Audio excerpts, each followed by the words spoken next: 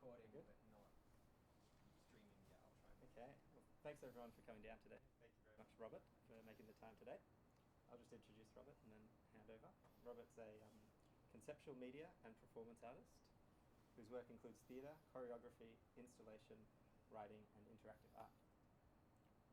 Robert's currently the artist in resident at the Faculty of Engineering and Information Technologies School of Computing and Information Systems at the University of Melbourne, where he's leading the creation of performance artworks that combine emerging technologies, including artificial intelligence, machine vision, virtual holograms, swarm robotics, engineered bacterial bioluminescence, building management, systems data, and ambient computing. Okay, over to you, Robert. Thank you very much. Thanks a lot, Sam. Thank you for having me, and thanks for that kind introduction, Sam, and nice to see you again. I'd like to just pay my respects to the traditional owners where we are meeting here in SensiLab, the Boonwurrung and Wurundjeri people of the Eastern Kulin Nations, and I'd like to pay my respects to elders past, present and emerging. Can you hear me okay? Great. My name is Robert, as Sam said. Today you're my beautiful guinea pigs. I'm going to be trying a new talk on you. I'll explain why as we go along. Please come in. Maybe we should move some seats from the front to the back in case there's any more latecomers, or move forward a little.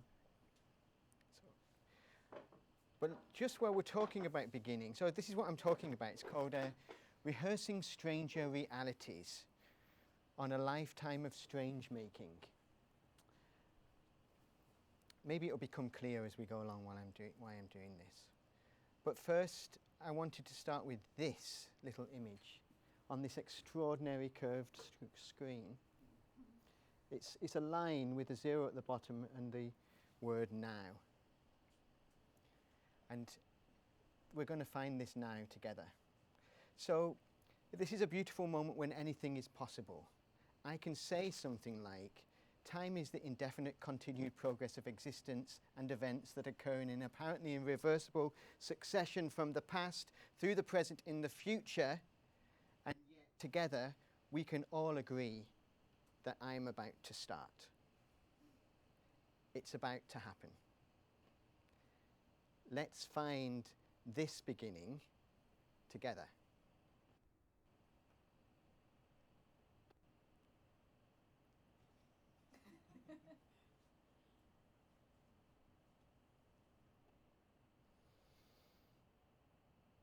There. We have entered an imaginary envelope of time within time. We have begun. And now you are wondering, what might happen next? How long am I going to sit here? How long is he going to keep talking about all these meta-theatrical things? Me too. What might unfold now? Where might we visit this afternoon? Performances can be difficult to discuss because of their liveness and their irreducibility to their constituent parts. The event occurring now is woven out of all of us, and the chairs and the tables and the projectors and the distant listeners, if any, through YouTube, and cellular life within us, and that spider in the air conditioning, and your smartphone in your pocket, all of these things. Though we parenthesize this moment and name it as a SensiLab forum on rehearsing stranger realities, it remains bound up with the unfolding of the universe. We are in this time together. In theatre, we call this sensibility to the transitions into and out of reality staged within reality dramaturgy. Hold that thought while I insert this next thought. So this is a quote from Tim Ingold, anthropologist.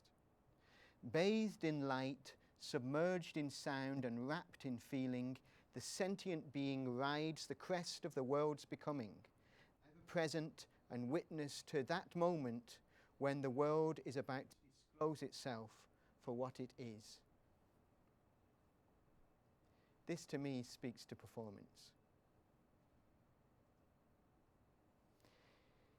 Here's a classical bit of dramaturgy for you from the world of theatre. The flying wedge. Some of you may have heard of this before. It's popular in drama studies as well. You are in a theatre. You are sat staring at a stage. There is a glorious moment of unbounded potential of where you might go and what might occur. Then the lights change, someone enters, a word is spoken, a drama begins to unfold. Potential is funneled through the arrow of time. The possible becomes the probable, becomes the necessary. Potential bends to what comes to pass. Today, with your permission, I'm applying this model to of performance to my life on the occasion of two personal milestones. 10 years ago, I arrived in Australia to begin lecturing in theatre at VCA at Uni Melbourne. And 20 years ago, I graduated as a theatre maker and began making art professionally. I will revisit two works from 2001 to ask, with this opening, was what I am doing now inevitable?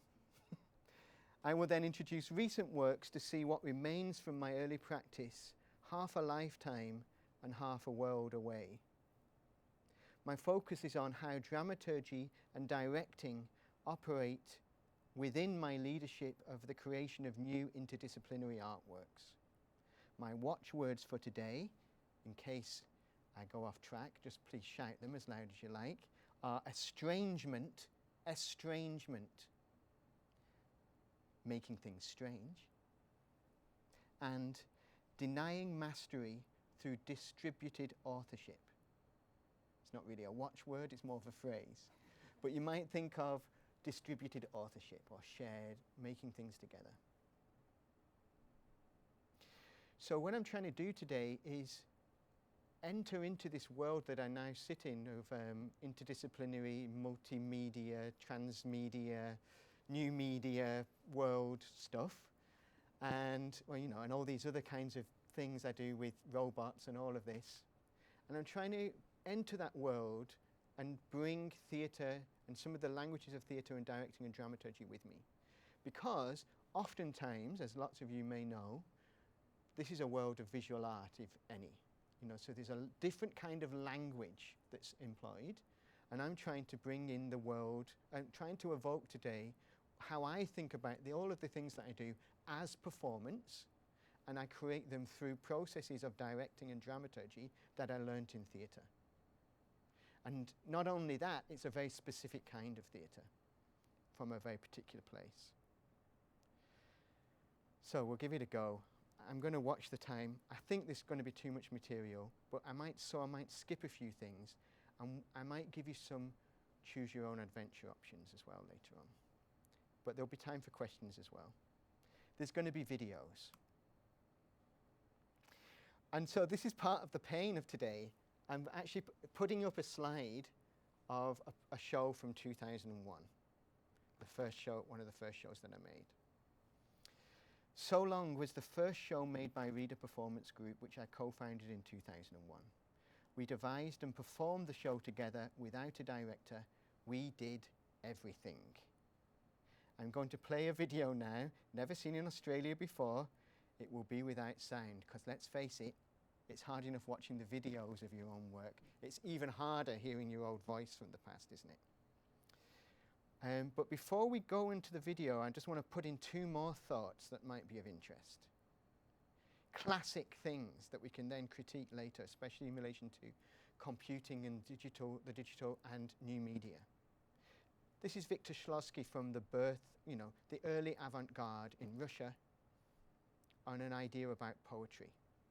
The technique of art is to make objects unfamiliar, to make forms difficult, to increase the difficulty and length of perception, because the process of perception is an aesthetic end in itself and must be prolonged.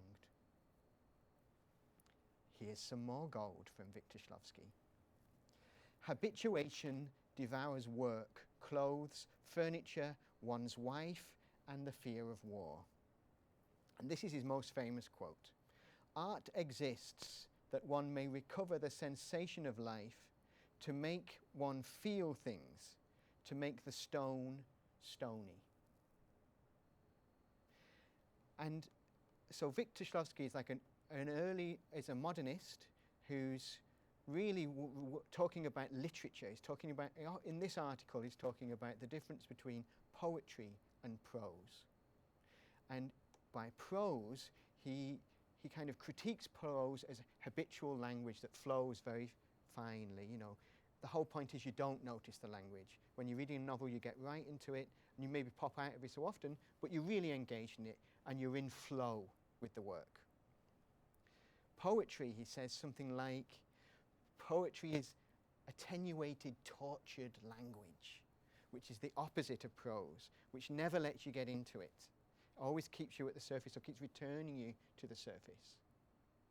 And I put these two things here because when I was training and I was thinking about Brecht, who was a great hero of mine, and his strange-making effect, actually Brecht borrowed a lot from Shklovsky, and this idea of the purpose of art to reveal sensation or to dishabituate viewing, etc. Hold that thought as we go through. This is some of the strange making, some of the stranger realities that I talked about in the title. Now the video. So I'm going to play this. If the thing is with these videos, right, so this is a time lapse to start off with. See how it goes on the big screen. Yeah, it's finding it hard to play a little bit. This was all taken on tape, of course. So long. There I am looking at a little t-shirt. There I am again. Isn't it creepy? In fact, it hasn't been projected this big since the time it was made. So I'm watching this with kindness for myself and for my collaborators. It's not me anymore, is it? It's a different time. And I'm asking the question, what do I see when I see so long? And this is just a time lapse. It's a time lapse that we used again in the performance, which you'll see in a little bit. It's another opening. So it's an opening to this kind of career post Dartington where I went to. But of course this beginning, the thing that we're seeing here, had already begun. So I'm just going to talk through some of the little tricks that are kind of recurring themes in the work. So this show already begins in the foyer. I was collecting memories from audience members on little bits of paper, written on paper. When they entered the space was already busy and bright, and the work had already begun. So the worlds, the kind of scene between these two realities, outside world and so-called theatrical world, are blurred to start off with. Blurry realities. And also with this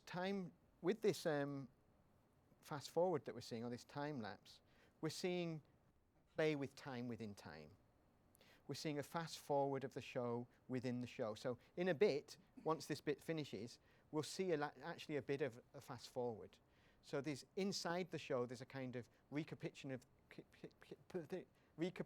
of the whole show in fast forward again with this video. And how did we make it? So yeah, just to talk about that, I just wanted to say the constant return to the present. So this is a kind of work that's made of, and this is another reason why I wanted to bring it up, because it's like a very scarce thing now. This kind of work doesn't get made that much in Australia anymore. It doesn't get made much in the UK anymore. It came at a very particular time, a millennial time, where people were making devised work in a very particular way, without much care for the audience, it must be said. And how did we make it? So the dramaturgy of this event follows the shape of what we called a night sea crossing. A night sea crossing. So we made lots of fragments of little bits of material, and then we arranged those fragments through our imagination of this longer shape, an emotional, sensorial shape of an arc of a night sea crossing, based on their qualities. So daytime boarding, departure and leaving the shore as the sun sets, the night, the dark night out at sea, the darkest hour before the dawn, when in this performance the memories are read out and then burned, and then the dust from all of these collective memories is blown into the audience or into the ether. And then the nightmare of a world on fire, and then land is sighted, a future is discovered, and all the mess that we made is cleared up. Of course, there's no reference at all to boats in the performance or the sea. It's about this shape. It's about a way to organize the densities of time and space, a way that we move through experiences together. This is a slow work. Here I am doing a monologue. Christ alive. So 200 people watch this performance at a time. Imagine that. 200 people sat closely together on bleachers watching a experimental performance that doesn't have any story. And that also reminds you that everybody sees these kind of, it's happening in a thrust situation. The audience is sat around the action. Everyone's perspective on this action is different. So if somebody's talking to that audience, it's very different for the audience on that side. You can't overestimate or overemphasize how much that changes live performance. You kind of all know this, but I think maybe sometimes people from the visual arts or people who don't really understand theatre forget how many considerations go into this kind of work. And let's also, not only was it slow, but it was strange. There was no story, just a series of fragments of action threaded together by feeling. Funny, obscene, disturbing, surreal, toe-tapping, terrifying. I'm just flicking through a bit now. So there I am on my 10-minute monologue on top of a chair, 45 minutes into a performance. Let's skip through this a little bit. And here's a kind of cleaning up part. We had no idea how to make this work. That's a recurring theme in my whole life. I couldn't say that. I say that in every single project I have ever made since. We followed Goat Island's maxim, we have discovered the performance by making it. We have discovered the performance by making it. We felt our way through rehearsals and then through the performance. The audience had to deal with feeling their way through too. We, audience and artists, were in it together, and we had to discover the performance together. It was an ordeal. It was a collaboration. And there, towards the end. So some of those features of the dramaturgy of the Night Sea Crossing are present, are distributed across all the elements of the work. So not just the acting or the performing or the choreography, but the scenography, the lighting, all of these things work together. And those are the elements of performance. They all are working together in different layers. It's not, like I said before, it's not irreducible, the event of performance, to any single one of those elements. It's all of them together, including all of the audience and wherever they're sat and their perspective. And it's different every night. And of course you all know, but it's worth reminding you that of course it is redone. Redone, always remade. That little moment I just wanted to show was just the kind of removing of a giant black curtain to let the light in. Maybe we should do that at the end. Classic.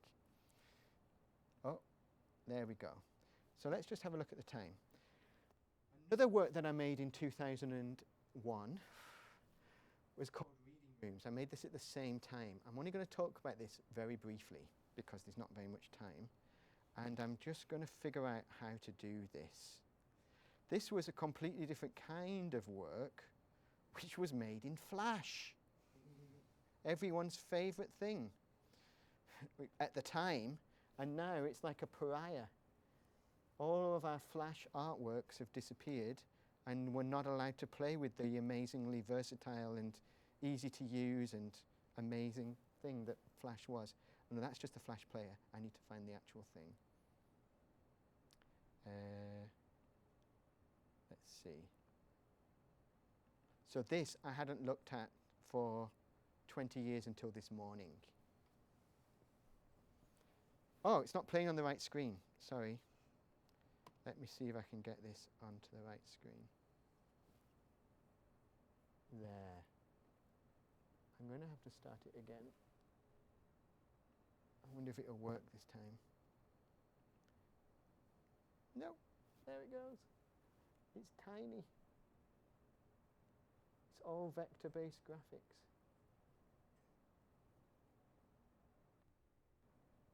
Can we see that all right? Test your sound, does this? It works. That's a sound from 2001, everybody.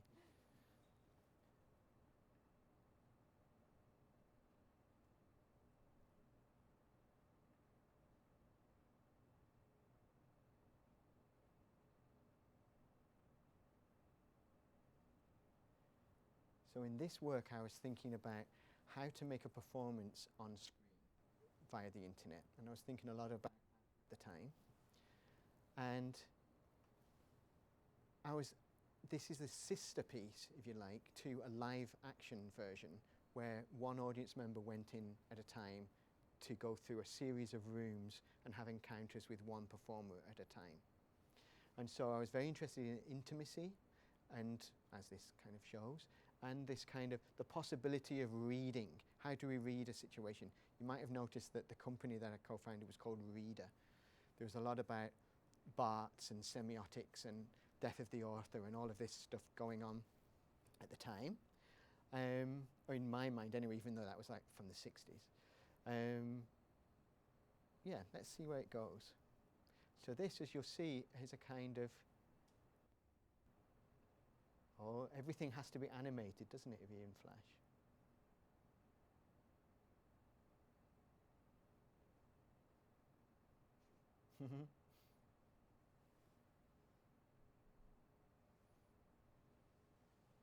Tune in. Oh, here we go. Ding, ding, ding. Go to the room. So the idea was, oh, this explains it, that this Flash player sits in a web page, and underneath here, there's like a text box thing that you're typing in. And the idea is that you're supposed to be doing a live interpretation of what you're seeing on screen as you're going along.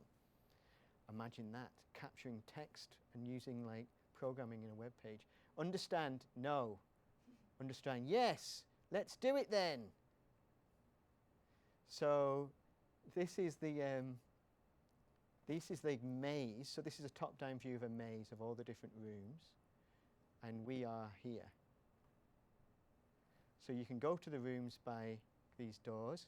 I'm taking too long on this. Or you can go to these particular places. So this room, to get there, you can either click on that or you can go through that door. Should we go through that door? Oh, look, some optical art. Oh, look, well, I move my mouse around. It's interactive art. Which door do you want to go to next? Top. Which one? Anyone got a choice? This one? I've no idea what these doors. Oh, yeah, look at this. Remember this? Anyone around in the 90s? You have to, the more you move your mouse around, the more the picture below gets revealed. Look. So it's like a place, a kind of strange place. You have to spend time with it. Next door? Anyone? Top left again. Uh-oh. We've come into spam land. How do we get out of this? Click something. Don't want spirit. Oh no, look, something's happening. Oh no. Spirit. Oh. So there we go, little things going on, like a bit of spam, some kind of weird vortices, all kinds of things. This has got a magnifying glass that you can see through things. It's pretty cool, right? Not bad. Some of them have got sound as well. Anyway, I just wanted to bring that up because it was happening for me at that same time. So I was making these digital things and also making like studio theatre performances. And I was, again, nobody knew how to make this stuff then. Everybody was in the same boat with HTML art and web art. We're just making it up, right? And figuring it out and putting it online, and it was kind of a thing. Okay, how do I get rid of this?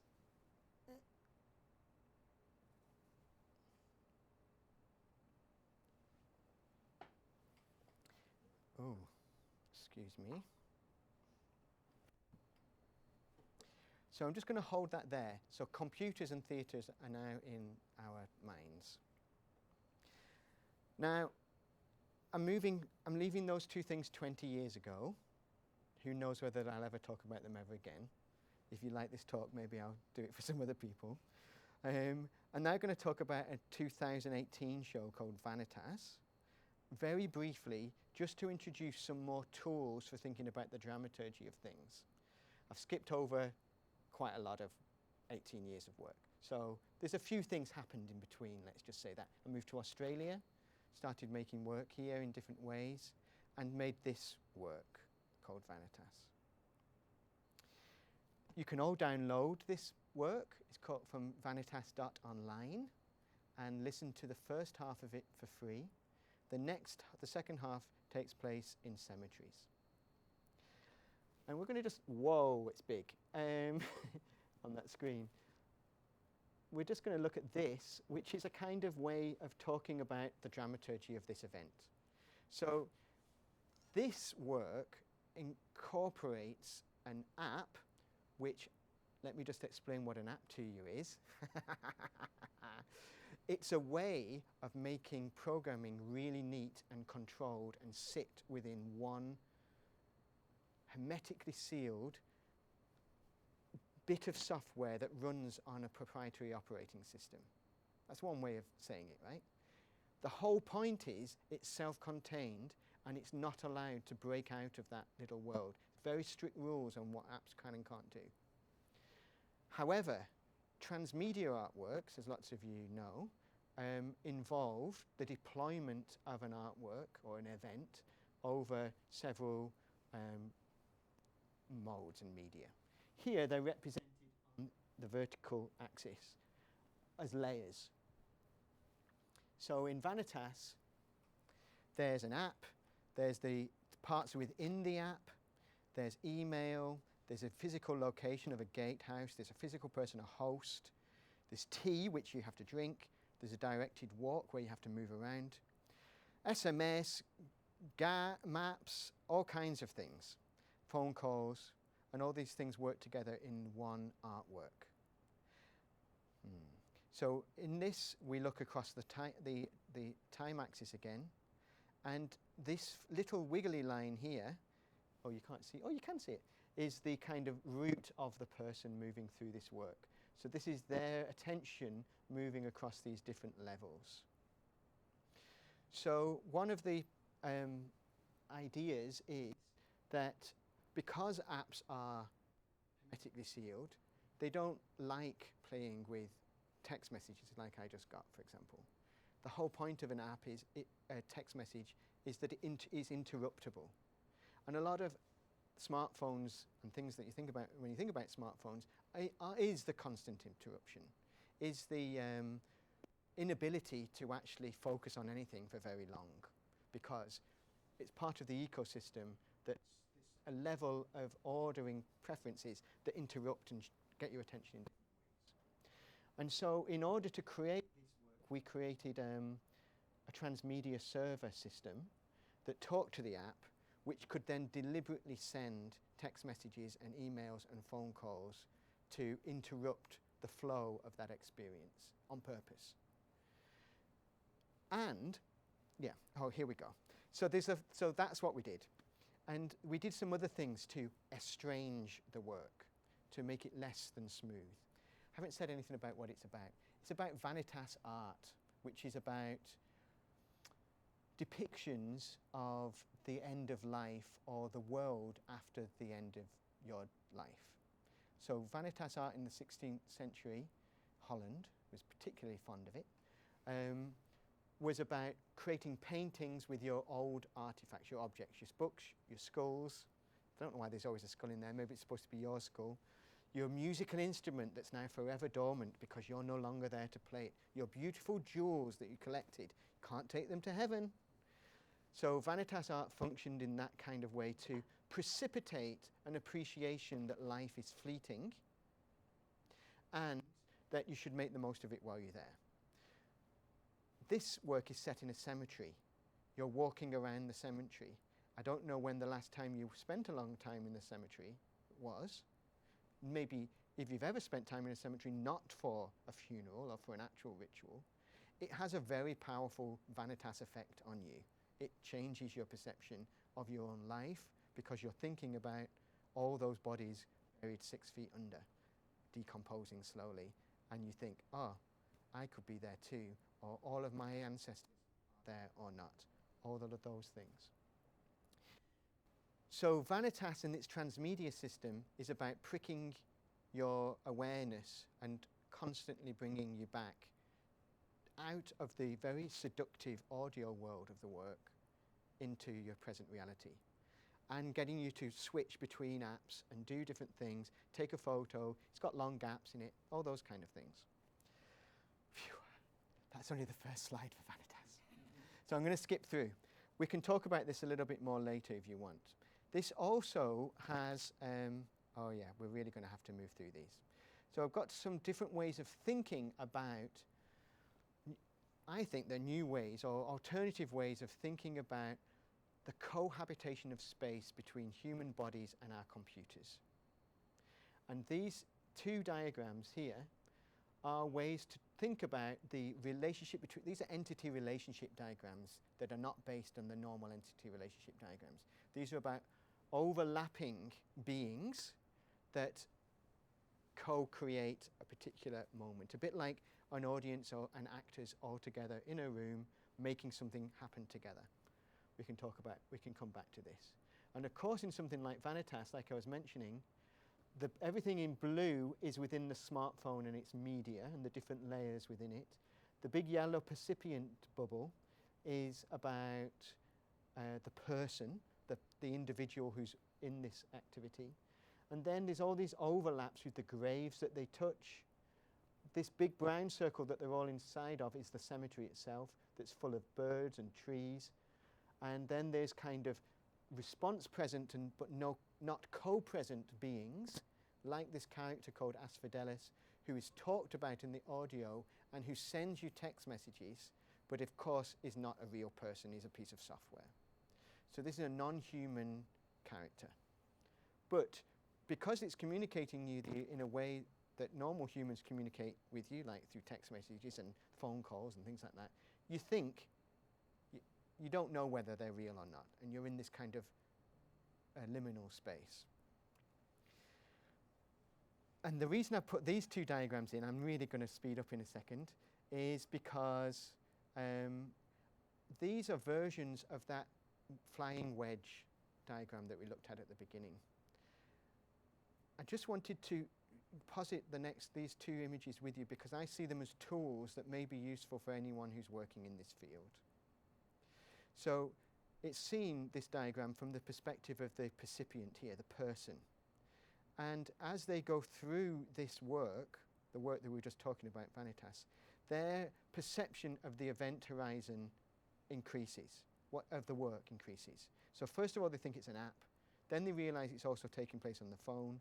Then they realize it's got emails coming into them, they get SMS, and then it's about the cemetery itself, and it's about its pathways and where you go, and it goes outwards and outwards and outwards from what you thought was one experience outwards. And to me, that's an expanding event horizon. Conversely, from the artist's point of view, we have a collapsing event horizon, where again it starts with the possible to the actual, going downwards this time, where it moves from the unbounded possibility at the beginning where you don't know what this experience is, down to through all the different layers and all the different media to the actual event that takes place with you that is therefore irreducible to just you and all the other elements of it. It's what occurs at a specific time with you. So that's like a kind of funnel of time again, where we can move from all the possibility of transmedia thinking down to one particular event. And we did some particular things in this work through testing. So for example, we took away all maps to make it actually easier to navigate. We took away all narration so that we're just left with lots of voices. So all of these things speak from themselves and from their own perspective. No one narrates and therefore tells you what to think.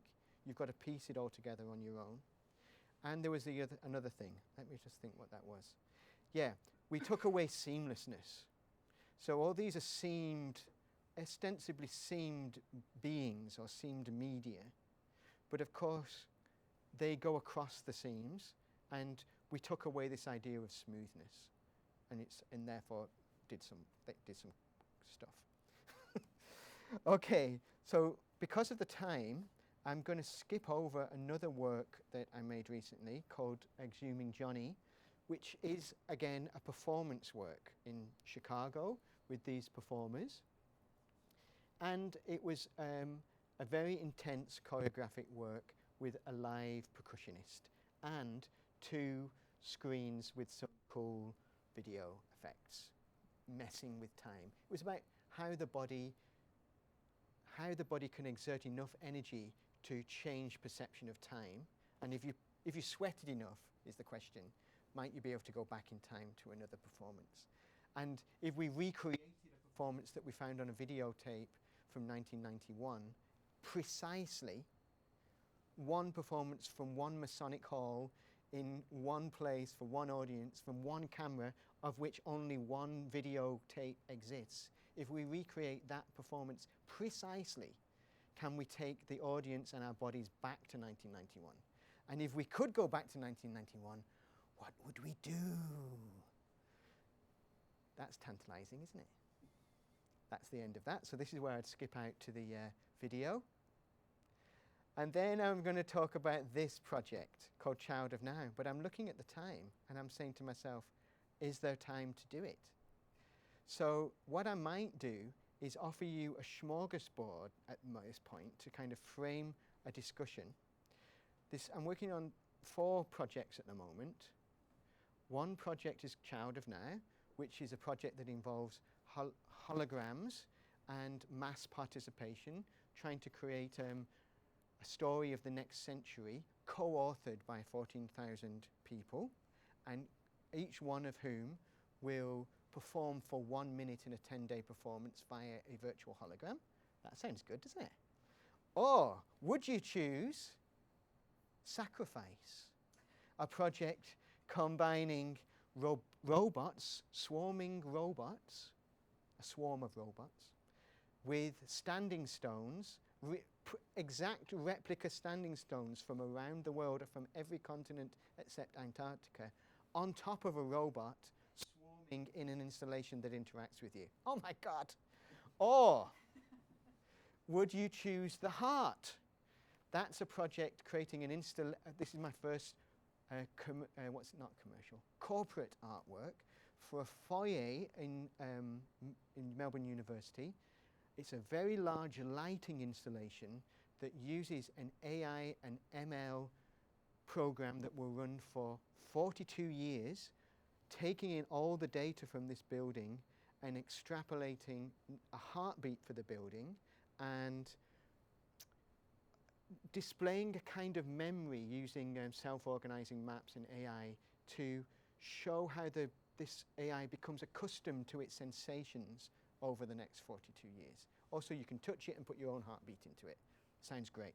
Or would you like talk about a project called, well, I'm calling it Liquid Moonlight at the moment, Synthetic Moonlight, which is the project with bioluminescence and the bacteria that I'm collaborating with. And that's like a lighting project. That's the least developed project at the moment. So you have 4 choices: Child of Now, Sacrifice, the Heart, or Synthetic Moonlight. Any option? Who's feeling like Child of Now? That's 3. Who's feeling like Sacrifice, the robots? I think it's going to be Sacrifice the robots. Well, I haven't made any slides for this, so I'm going to go to Millernote then and see. I've even got the Child of Now page ready for that. Which one did you say? Sacrifice? Maybe I'll just talk about it. It's in my droning on section. I've been thinking about several drone projects. Okay, oh, it's not on screen. I'll talk about this for 2 minutes and then I'll do a little bit of my, oh, will I? Maybe I won't do my conclusion. So this is a project I'm creating with Melbourne Flight Lab. It just came out through a discussion. One of the things I wanted to bring to kind of do today was create this amazing graphic of showing my trajectory through collaborations and through the different kinds of collaborations. This project has new kinds of collaborators that I've not worked with before, but in a way it operates like all these new works do, and this is why I did the talk in this way, was to say really the tools that I'm bringing are directorial tools and are dramaturgical tools. So a lot of my work is spent figuring out the conceptual framework in dialogue with non-artists often.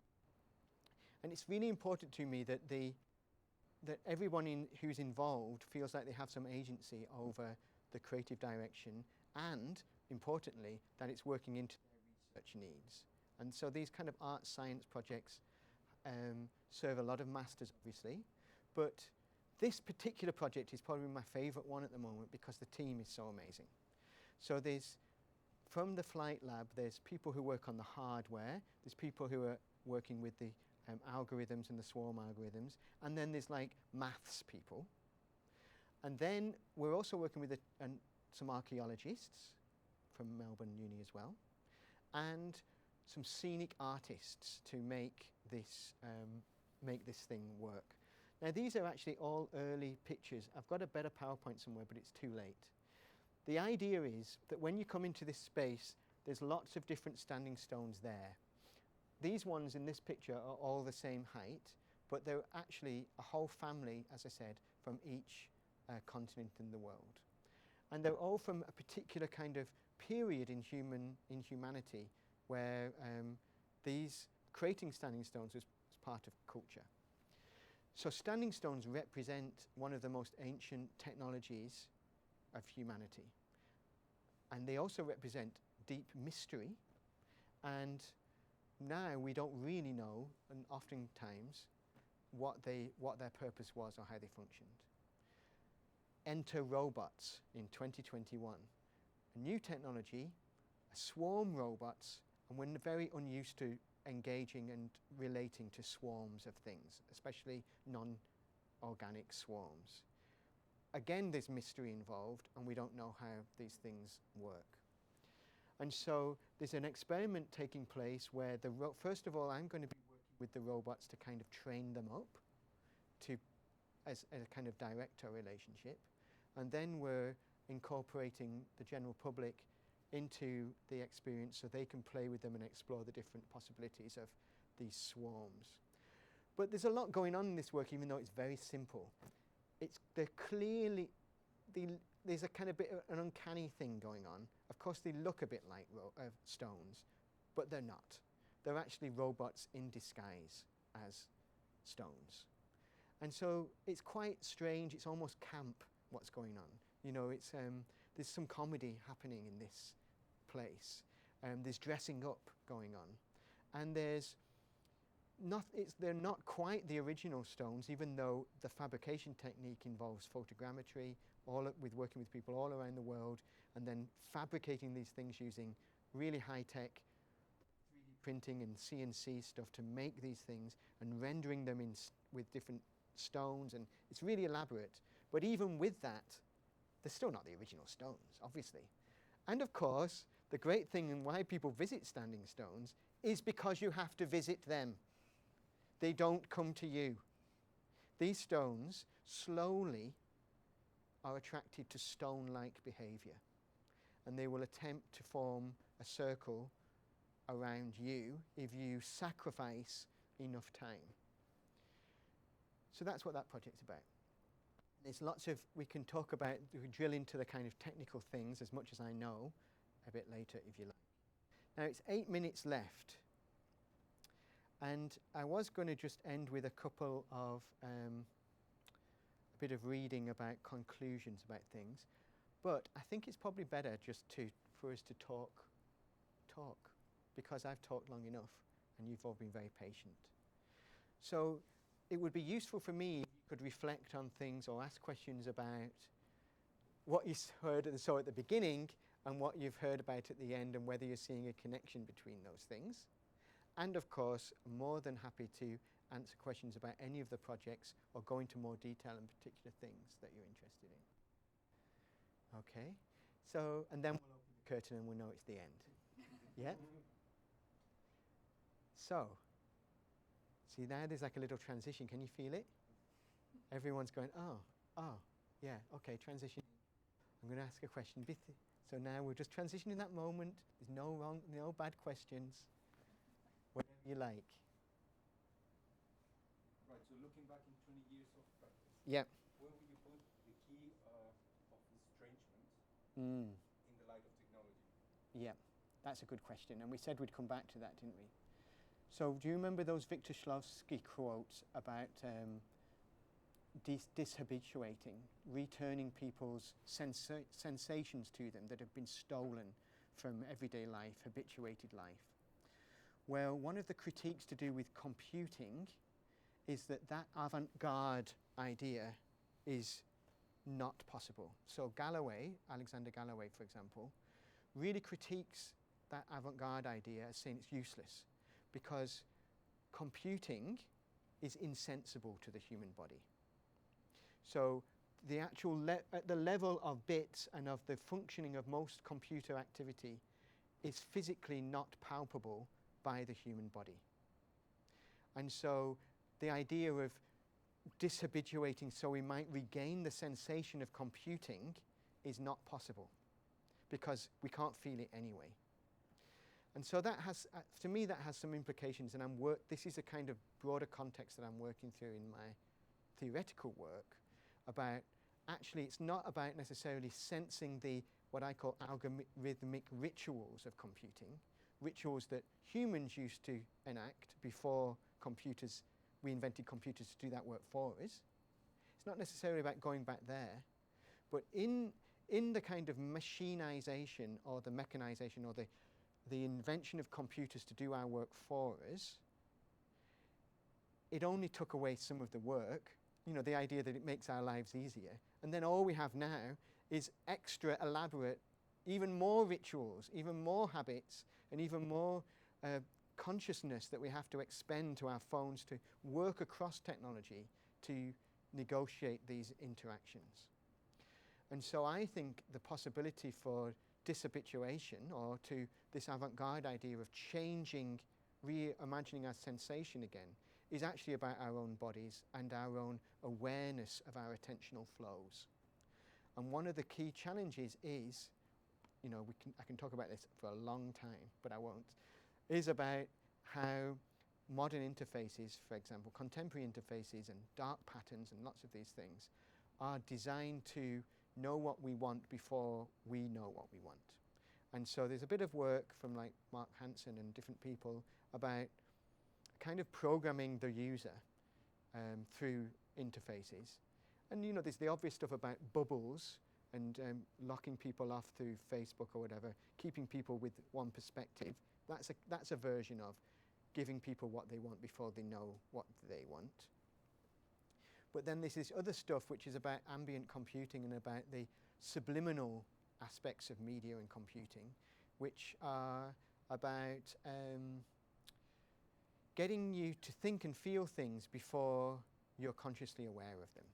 And I'm sure there's people working in HCI here. People know it's very well known, this world. But the question is, how do we respond to it as artists?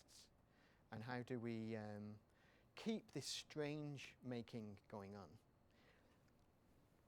And the other thing is, as my projects are getting bigger and bigger, there's a kind of very practical thing. How do I keep it weird? How do I keep it strange? Especially when you're doing complex collaborations, there's an urge to normalize or to make things easy or to make things less emotional or more palatable or safer. And actually, uncertainty or optical illusion and theatricality are unsafe in those terms. Even though theatre is supposed to be a safe place for the unsafe things to happen, imaginative things. So there's also that kind of rallying cry to keep things strange, because we live in a world that is increasingly polarized and likes simple answers.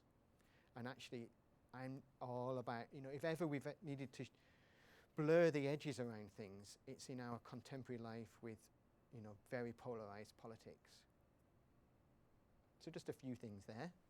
That's why I'm trying to, I'm trying to get all this stuff into one talk, but I don't quite know how to do it yet. It's probably more like a book or a course or something. A lifetime of work. Yeah, or a lifetime of work. Yeah, these are the ongoing concerns, right? So maybe picking up on that idea of strangeness, Yes. what happens if you go too far, because then you alienate your audience? Right? Yes. If they find it too unpalatable or too Yeah. weird to just comprehend, Yeah. you lock them out. Yeah. So Well, how do you approach that? Well, I suppose there's a range of answers to that as well. So in a work like Child of Now, this is a popular artwork. I'm very clear about that from the beginning. It has to engage with 14,000 people. It has to engage with many, many more when we stage it. So it has to be something that really speaks to people and is worthy of their time and energy. It also has to be worthy of my time and my collaborators' time, because it takes a lot of time to make. We've already been working on it since 2018. However, when it gets into the experience, so part of the experience of Child of Now is experiencing a vision of the future, one specific day in the future. Each of the 14,000 people will have a different vision of a future, a different day. That will be like a dream. It will not necessarily make sense. It might not be a very nice vision of the future. It depends on some variables, what they see. The future that a child born now might face might not be a nice place. And so within that, the provocation is still there. There's another part to the answer, which is about this, again, going back to the kind of modernist avant-garde idea of creating things that people haven't seen before, which might actually be quite disturbing. And in my early work, I was much more in that camp, with much less care for the needs of the audience to have a nice time or whatever. And also some of the work we skipped over is much more politically oriented work. My thumb is getting a really good outing today, isn't it? I'll tell you about this after. Yeah, I think in the past I would have said something along the lines of, oh, maybe I shouldn't even say this. I'm not that interested necessarily in what the audience experience, but that's not the case anymore. I'm wanting to take people with me, but I still want it to be unsettling, and it might be dishabituating, and that might not be a nice thing, a nice experience. But think about the trauma that's inherent within films, and certain films. All these very popular films at the moment, like Nomadland. This was the most miserable Oscars ever, right? Not a kind of Hollywood film in there. All pretty miserable. So maybe people want that a bit more now. Who knows? Maybe people. Yeah. Don't you think that's just amplifying that negativity? So, because I was watching, there was a documentary on Greta Thunberg, and at one point she burst into tears and said, all the kids I meet are so sad and so angry. And so by showing that more, you just perpetuate that, so it normalises and habituates that anger Yeah. and sadness. Well, I think that anger and that sadness, we can only get through that through a ritual or grieving process. And actually those emotions need to be had. And in fact, it's not the young people. The young people need to find ways to infect older people with that sadness. That's actually what we need. It's But that's not the end in itself, that just makes everyone sad. Well, it's not. But you see, art is not an end. Art is an end in itself, but it has to be a provocation. It can be about healing. It can be about working through emotions. It can be about articulated experiences that we move through. This is all the time-based art stuff I'm talking about. And maybe it's a different. This is one of the challenges with Child of Now. How do we make tailor an experience that can take experiences of the under 10s, of teens, people in the 20s, all the way through to people in the 90s. It's effectively a different work for each of those people, even though the base of it is creating a hologram and seeing the future. but it's deeply traumatic for certain people. It's traumatic for a lot of people potentially, but what's relevant to those different age groups needs to be quite tailored. And then we get back into the kind of tailoring visions of reality for people, which is kind of what Facebook does. You know, so are you giving people just what they want to see all the time, or how are you finding this other thing? Yeah. This is where I think it's exactly the nub of the problem that we're facing. Yeah, I mean, I guess those algorithmic decision-making systems reinforce, they habituate behaviour, they habituate ideas, they homogenise culture in a way. Of course, yeah, there are ways to get out of that by dehabituating or breaking that process. But then I guess what's the alternative to that process? Because people have adopted it, so it's seductive and it's ubiquitous. So it's a huge challenge. Yeah, and it also exists, like, you know, technogenesis, it exists within our own brains. It's part of us. It's not like it's a separate thing. And we get the endorphins and we get our brains are wired to it, especially for people who've grown up with it. You know, there's a direct connection between our biology and this technology. So it's not as easy as just, yeah, you know. But I don't know if it's my job necessarily to invent the alternative, necessarily. But it could be about an intervention into an habituated practice, for example. I could think of the alternative that still gives people some of that functionality, because of course there's a lot of pleasure to be gained with it. All of the people do this literally because of pleasure, literally because of this thing, even when that pleasure is taking away some of their own agency and taking away some of their own pleasure.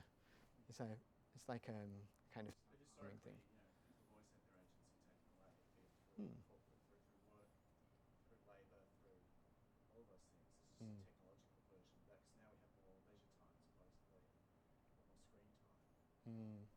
But it's really kind of the same story. It's just magnified by the ubiquity of that technology. It is. And really, I mean, people used to walk around reading books down the street on the tram, you know, literally walking around reading. And that's another level of absorption, and is also hardwired into some people's brains. Absolutely. In the light of people who have been seeing their voices being taken away from them, I have two questions for you. Please choose one. One has to do with that thing in regards to the rock drones, because if they are actually taken from diverse places in the world, they're attached to cultures. So my question would be, how is your treatment of that context, the cultural context, and how do you incorporate that into the meaning making? That's the one question. The other one has to do with the Vanitas, which I had the opportunity to experience in 2018. You had inserted this technological device of the tea cup. And I want to hear what you think about that sort of technology. You know, the one that is objectual, that is chemistry infused, and that somehow doesn't pertain to the models of, you know, plastics and electronics. If you treat it as technology too. Oh wow, two good questions there. Which one do you want an answer to? I don't want you to tackle the first one because that's just being annoying. I can say quickly that we are, the part of the project and why it takes so long is we're engaging with researchers and artists all around the world who live in proximity to the stones, and we're inviting them into the project to learn about the photogrammetry, to also help us understand the phenomenological aspects of encountering those stones. So we're asking them to communicate, work with us to find a way to describe them, but also describe the place where they come from and the rituals that they may or may not belong to. Yeah. I mean, there's some stones that are carved and made like that, and then there's some stones that are just more kind of natural. Some are more orphaned by culture, and some are still within culture, cultural practices. But it's a very important subject, and it's really, we're thinking of ways to incorporate that knowledge into the exhibition as well. But to teacups, this is such a great question, because the real technology in that work is the tea itself. So I don't know if you remember, there's a whole lot of rigmarole. So with Vanitas, there's a whole rigmarole about the framing of the experience when people arrive. So there's a very particular script that the people have to learn how to speak, the ushers, and it includes tea and includes very specific instructions for offering people tea and what to do if they don't take it, including getting them to asking several times in different ways to make them drink the tea, all of which is Vanitas blend tea, which is a secret blend that contains some of the things that they have a lot of back knowledge just in case anyone asks. But then the idea is that by consuming this tea that you don't know what's necessarily in it, it's then having an effect on you subliminally as you move through the work. And as you go through the work, I don't know if you remember because it is quite subliminal, there are explicit references to the creation of tea by a witch we interviewed, and how she makes things and creates concoctions and then talks about how different teas have effect on people. And that kind of works in over the duration of the work. And it also kind of fits into a kind of why it goes a little bit strange towards the end. And so it's like altered perception and the consumption of things and how that starts to affect you. That's why I think maybe in the diagram there's a kind of attention to the inside as well as to the outside of the body, you know, and that blur. So I do think about that. Didn't think so much about the cups, actually. The cups were whatever they had in the gatehouse. The tea, however, was very particularly a thing. Yeah. Great. What time is it? Anyone else got any other questions?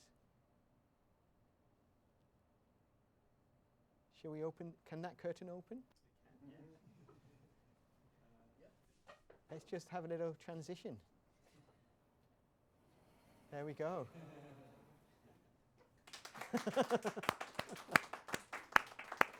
Thank you. Thank you very much, Robert.